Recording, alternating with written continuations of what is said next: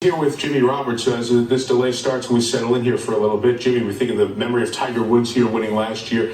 I think back 21 years ago from that point to 1997. We were working down the dial together.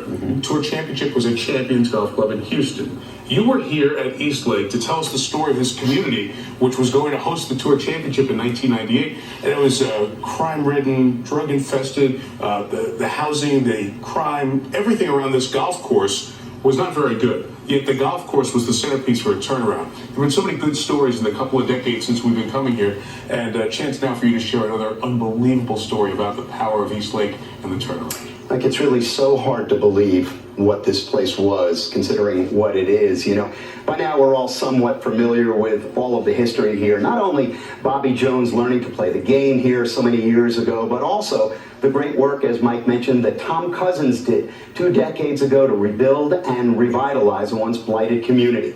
Now, there's a new chapter for the history books. East Lake 2019. An elite collection of golfers arrived this week to find they weren't the only special players here. Nice to meet you all. Congratulations. You guys had a good year? Oh man, amazing year. One group looking to make history. The other has already done it. Being there and seeing it unfold was just mesmerizing. 1, 2, 3, family, 4, 5, 6, championship. In May, the Drew Charter School here in East Lake took the Georgia High School Golf Championship, becoming the first all-black team in state history to win the title. They visited with the governor and got introduced this week in front of the game's biggest names. Heck of a story. Given the overall demographics of golf and given the history of the South, I think that all kind of combines to make it an even better story. It wasn't until the bus ride we let the idea of what just happened sink in. I thought there had been other all-black teams that won the state championship, but I guess we were the first to do it, and we're still finding out, like, to this day, the impact that it made and how we're kind of like pioneers. I think what we're seeing here with these kids from this Georgia high school is what can happen if you give kids exposure to the game, and it's a beautiful thing. As far as anyone can tell, a state golf title by a team comprised of entirely African-American players may well have actually never happened anywhere in the country before. But in a strange way, it's business as usual. This golf team has served to represent a lot of good things that happened here. When it opened 19 years ago, Drew Elementary was the lowest performing school in Atlanta. Last year, the high school was the highest performing school in the entire city. This championship, in fact, is tied to a curriculum long followed there and is a generation in the making.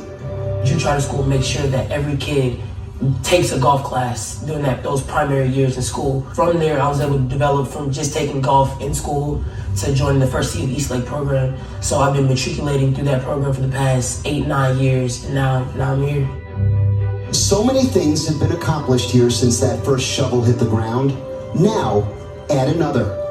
Out of a garden of ruin, 2 decades later, has sprouted a thing of beauty.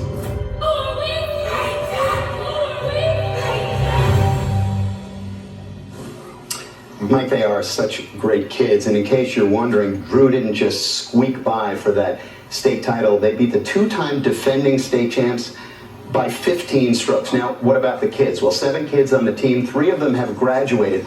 All of them are going to college next year, all of them on scholarship. 2 of those scholarships are golf scholarships. As for who remains, I should say, well, the future looks pretty bright because their best player, Anthony Ford, is coming back.